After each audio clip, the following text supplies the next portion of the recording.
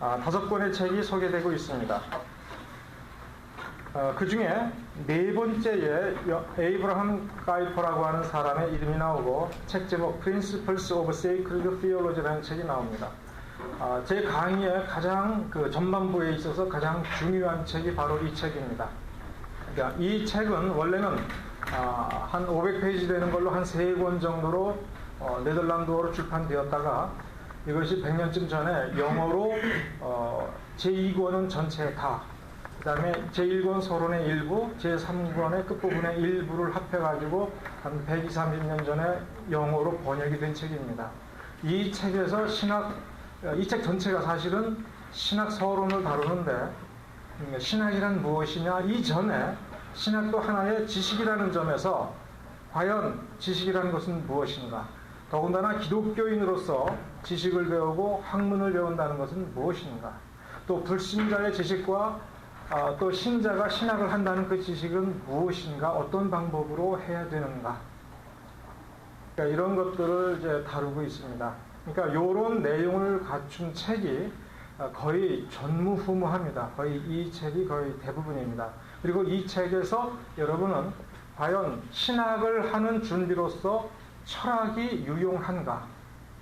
결론적으로 얘기하면 제한적으로 유용하다 하는 것입니다. 그렇다면 어떤 점에서 제한을 두어야 될 것인가에 관해서 이제 이 한 개인뿐만 아니라 이것이 초대교회 이후로 기독교 2000년 서구 기독교 전체의 전통 속에서 가장 표준적으로 인정되고 있는 어떤 원리를 추출한 것입니다. 그러기 전에 그렇다면 원리를 추출한다고 하는 것이 어떤 한 개인의 취향이고 호불호, 자기가 좋아하는 스타일대로 하면 되는 것인가 아닌가에 관해서 나름대로 깊이 있게 논의하고 있습니다. 그 다음에 그 위에 존 오웬이라는 사람이 쓴 Biblical Theology라고 하는 이 책이 있습니다. 이 책은 17세기 영국 청교도 전체 신학자 중에 가장 탁월한 신학자인 존 오웬의 신학 전체를 그 원리를 제시한, 자기 스스로 자기 신학이 어느 정도 완성되었을 때에 그 자기 신학의 원리를 제시한 이 사람에 있어서의 신학 원리입니다.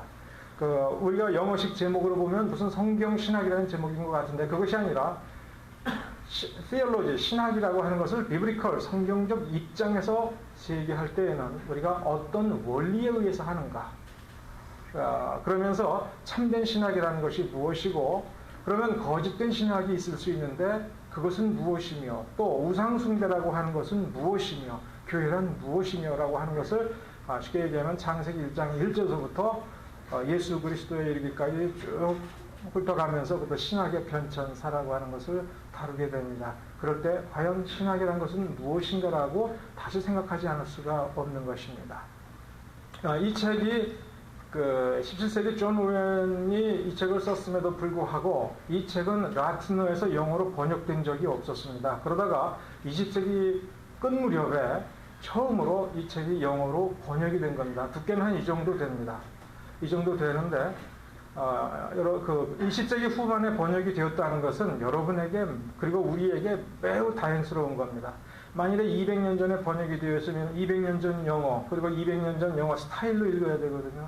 그런데 이것이 아주 탁월한 사람이 20세기 후반 현대 영어로, 또 현대인들은 복잡한 문장을 보기가 힘들어합니다. 그건 미국인들도 마찬가지예요. 특히 공부 안 하기로는 미국 사람들이 또 유명하거든요. 그러니까 요약서로 유명합니다. 그러다 보니까 전반적으로 쉬운 영어로 썼습니다. 그러니까 이 책 이 두 권이 매우 저희 서론 강의에서 중요합니다. 거의 이 책 두 개를 소화해서 마스터한다고 생각하시면 됩니다. 그 다음에 지금 이제 후반부에 리차드 뮬러라고 하는 사람이 쓴 3권짜리 책, 맨 마지막에 소개되고 있죠. 포스트 리포메이션 리폼드 도그마틱스라고 하는 이 책이 있습니다. 물론 여러분 가운데 도그마틱스 그러면 좀 부정적인 생각을 가질 수 있습니다.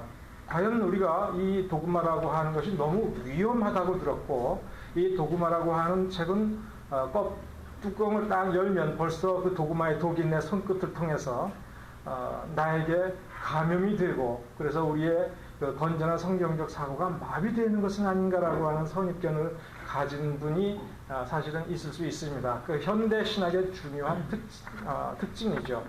그러나 이 자료는 그 후반부에 가서 일부 참고를 할 것인데, 그 전에 여러분은 우리 서론에서 이 과정 중에 닥트린이란 무엇인가, 그다음에 그 성경에서 얘기하는 말씀과 지식이라는 건 뭐냐, 그 다음에 티칭이라는 건 뭐냐, 그 다음에 그 닥트린과 도그마틱스는 어떤 관계에 있는가에 관해서 여러분은 아주 자세히 들어볼 것입니다. 그리고 여러분은 판단해 볼 수가 있을 것입니다.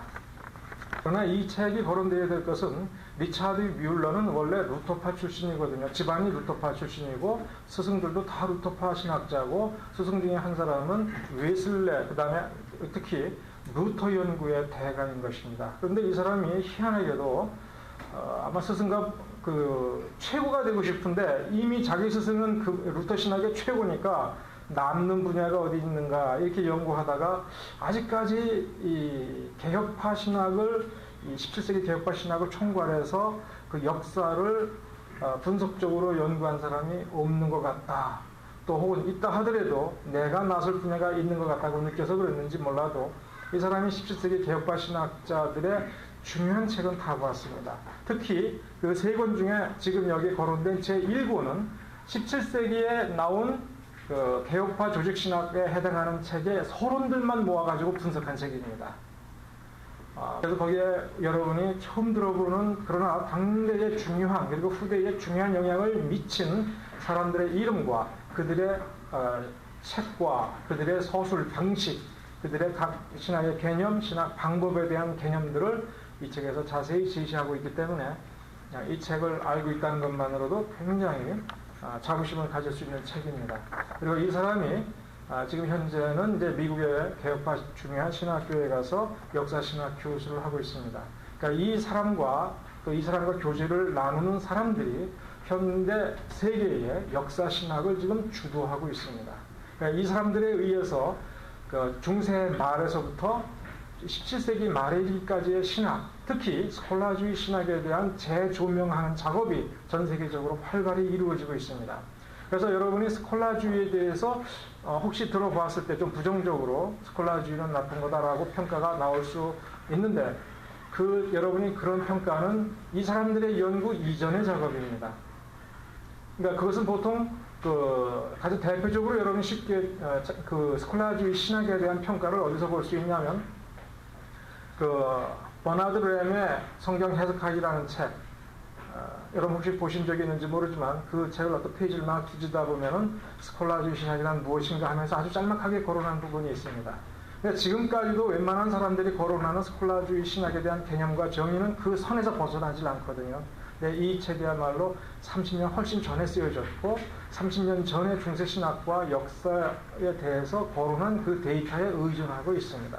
그런데 이 30년 이 안짝, 그리고 지금부터 20년 전서부터 지금까지 아주 탁월한 사람들이 중세 후기, 르네상스, 그 다음에 17세기의 로만 카톨릭, 루터, 칼빈파의 제 신학들을 아주 원본 그대로 라틴어, 중세 독일어 이런 책을 직접 보고 분석하면서 새로운 논문들이 이 역사신학의 교리 분야에서 계속 쏟아져 나오고 있는 겁니다. 그 흐름을 주도하고 있는 영미권의 중요한 학자가 이 리차드 뮬러입니다.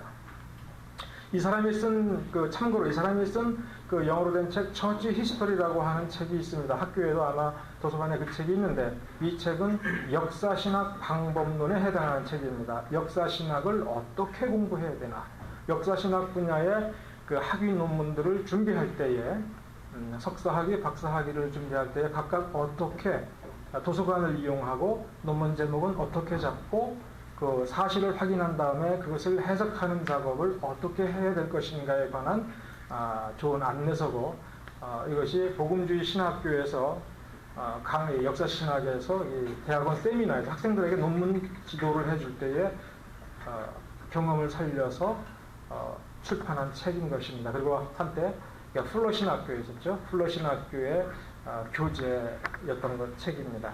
네, 그 책이 바로 처치 히스토리라는 책입니다. 그 정도의 탄탄한 기초를 가지고 있는 분입니다. 이 사람의 중요한 특징이 또 하나가 언어의 천재입니다. 라틴, 17세기 라틴어, 그 다음에 중세 불어, 독어, 영어는 말할 것도 없이 언어에 아주 해박하고 다재다능한 사람입니다. 그 다음에 우리 참고자료에 맨 위에 소개된 책이 코넬리어스 반틸인데, 이 반틸의 개혁주의 신학 서론이라는 책이 또 우리가 참고해볼 만한 책입니다. 역시 헤르만 바핑크의 개혁주의 교의학 제1권이 신학 서론에 해당이 됩니다.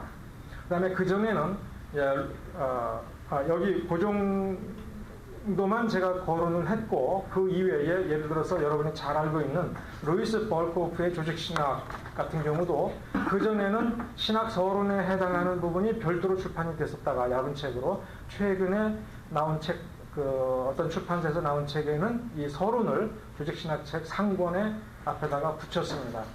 그런데 이 반틸의 책이나 바핑크의 책이나 루이스 벌코프는 보면 신학서론의 구성이 단순합니다. 처음부터 이 신학서론의 목표를 어디다 두고 있냐면 19세기 말 이후에 등장된 주관주의 신학의 원리와 객관주의 신학의 원리 두 개를 비교하면서 이 서로 상극이 되는 이유, 그러면서 그 원리를 비교 분석하면서 이제 신학은 객관주의로 해야 된다라고 제시하는 요 방식에서 벗어나지를 않고 있습니다. 그러면서 근데 그 이유가 헤르만 바핑크가 신학을 자기가 네덜란드에서 신학을 전개할 때에 기본적으로 참고한 것이 17세기 네덜란드 레이덴 신학교의 기본적인 텍스트라고 할 수 있는 순수 신학 통론이라는 책이 있습니다. 그 신학을 계승하는 입장에서 19세기 말에서 20세기 전반부에 헤르만 바핑크 신학을 20세기적으로 전개했습니다. 약간의 차이를 가지고 반틸은 원래 이 헤르만 바핑크하고 같은 교단에 소속되어 있었고 같은 교단 신학교 교수였습니다. 일반 은총론에 있어서 약간 차이가 있었지만 기본적으로는 같습니다. 그러나 이 사람이 나중에 보스, 지금 설명하기 참 제가 착각을 했는데 게랄도스 보스가 그런 사람이었고 보스와 반틸은 사상이 같습니다. 근데 이 사람들이 미국으로 건너갔습니다. 미국으로 건너가서 미국 입장에서 약간 정리를 해서 네덜란드 신학을 미국 신학에 조금 주입을 했습니다. 그런 점에서 19세기 말서부터 20세기에 영미권에 당면한 중요한 신학적 과제가 슐라엘 마허로부터 시작이 된 우리가 흔히 얘기하는 현대신학 혹은 자유주의, 좀 더 정확한 명칭으로는 모더니즘 신학을 어떻게 볼 것이며 그 원리는 그 이전 정통신학하고 어떤 점에서 차이가 나는가라고 하는 점에서 좀 위험한 부분을 비판하고 대응하는 과제를 가지고 있었습니다. 그런 점에서 이 공통점을 가지고 있습니다. 그런데 네덜란드 신학이 미국으로 건너 들어가서 20세기 전반에 되니까 원래 네덜란드 이민이 17세기서부터 있었는데 이들은 미국에 들어가서도 독립된 계토를 형성해서 자기네들끼리의 언어로 예배를 드리고 자기네들끼리의 대학 교육, 신학 교육을 했습니다. 그러면서 네덜란드인끼리 사는 것으로 충분하다라고 생각을 했는데 19세기 말에서 20세기 딱 들어와 보니까 이젠 젊은 세대가 네덜란드어만 가지고서는 미국 사회를 살 수가 없다 하는 것입니다. 그래서 어느 정도 미국화가 필요하지요. 그래서 루이스 벌코프가 이제 자기네와 신학의 맥이 통하는 미국 장로교회와 원래 이 교파가 사실은 틀리고 그 다음에 장로주의라든가 이런 교회론이 좀 틀리지만 기본 신학이 네덜란드 교회와 일치하기 때문에 융합을 시도합니다. 그러면서 루이스 벌코프가 이 바핑크 신학의 기본 골격을 정리해서 간추린 것이 루이스 벌코프의 조직 신학인 것입니다. 그런데 이 보스 같은 사람이 이제 보스하고 여기 언급된 반틸은 조금 연배가 약간 뒤인데 이 사람이 뭐라고 비판하느냐 하면 루이스 벌코프는 바핑크 신학에서 이 살덩어리는 다 빼버리고 뼈다귀만 갖다 놨다. 뼈다귀만 가지고서 도대체 이게 뭔지 어떻게 하느냐. 사람으로서, 즉 신학이라고 하는 것은 신자의 삶이라고 하는 걸 설명을 하고 그 삶을 바로 잡아주고 도야시켜주는 것이 목적인데 뼈다귀만 갖다 놓고 이게 사람이 어떻게 사는 것인지 어떻게 말할 수 있느냐라는 비판을 할 정도로 너무 간추린 점이 있는 것입니다. 그래서 그런 이제 볼코프가 굉장히 영향력을 많이 미친다는 점에서는 한번 볼 필요가 있지만 근본 원리는 그 반틸과 바핑크에서 벗어나지 않기 때문에 이것을 주로 참고할 것입니다. 그런데 이 서론들은 이 주관주의와 객관주의의 그 논의, 어떤 것이 옳은가, 왜 이런 원리가 생겼는가를 논하고 바로 뒤로 그냥 계시론으로 넘어 들어갑니다. 그러니까 바로 그 객관주의냐 주관주의냐 하는 것은 그 중심에 성경이 뭐냐 이거야. 성경을 내 마음에 느꼈을 때에 그때만을 실존적으로 성경으로 볼 거냐, 내가 이 하나님의 말씀이라고 하는 능력을 느끼지 못한 상황에서도 그것을 살아계신 하나님의 말씀으로 볼 거냐라고 하는 데에서 이 객관주의와 주관주의 입장이 바뀌어지는데, 그러다 보니까 바로 계시론을 다룹니다. 그러면서 성경의 자존성과 성경의 충분성, 그 다음에 무호성을 중심으로 해서 간략하게 다룹니다. 그러다 보니까 그 20세기 최대의 논쟁이 성경 무호론 논쟁이고, 이 무호론 논쟁을 20세기에 전개하다가 복음주의 성경 해석학이라고 하는 것이 등장했고, 이 복음주의 해석학을 사실 먼저 공격하면서 성경의 무호론을 거부한 것이 비평주의 성경 해석학인데, 이 두 개의 논의가 여기까지 이어지고 있거든요. 그러면서 중요한 어떤 해석학적인 발전이 20세기 후반부에 이르기까지 언어학적으로 많은 발전이 이루어졌는데, 그런 것들을 전혀 다루지 못하는 단점이 있습니다. 그러니까 제가 이 계시론만 가지고서, 성경론만 가지고서 별도의 한 학기 강좌에 해당하는 분량을 만들어야 되지 않느냐라고 하는 고민 속에는 이 계시론의 그 자체, 영감이 무엇냐가 문제가 아니라 이 영감이 무엇냐를 가지고서 19세기 말에서 20세기 전반부에 근본주의 논쟁이 있었고, 그 이후에 그 후기에 특히 우리 남침내 교회 같은 경우에는 1970년대 이후에 바로 이 무호론 논쟁이 벌어집니다. 그 무호론 논쟁의 연장선에서 이제 무호론 논쟁은 어느 정도 정리가 되었다고 보지만, 그러나 이것이 명확하게 해결이 안 된 상태에서 CBF가 분리된 겁니다. 그러니까 남침내 교회가 약 지금 처음에는 한 2,000교회, 그리고 지금 한 4,000교회로 CBF라고 해서 갈라져 나갔거든요. 근데 거기에 그 뿌리에는 이 무호론에 있어서의 입장 차이에서 벌어진 거거든요. 그러니까 그런데 이 성경이 무호하냐 유호하냐의 논쟁은 거기서 끝나지 않고, 그것이 바로 옆에 교리에 있어서 이신칭의가 옳은 거냐 그런 거냐. 그 바울 갈라디아서를 쓸 때에 이신칭의를 염두에 두고 쓰고 이 이신칭의를 제일 중심 사상으로 보았느냐. 다시 말하면 바울 신학사상 전반에 있어서 가장 중요한 것이 이신칭의 사상이냐. 거기에 대해서 무호론자는 그렇다고 얘기해왔고, 이것이 2000년 동안 거의 전통적인 기독교의 입장이었는데, 이제 성경은 무호하지 않다라고 하는 유호론자들이 비평주의 해석학을 받아들이면서 아니다, 이신칭의는 기독교의 기본 교리가 아니다라고 말하는 어떤 그 논쟁이 또 역시 20세기 후반부에 깔려 있는 겁니다. 그러니까 이런 것들을 충분히 다루려면 한 2시간 정도의 그 성경론을 다루는 것으로는 부족하지 않는가라는 고민이 있는 것입니다.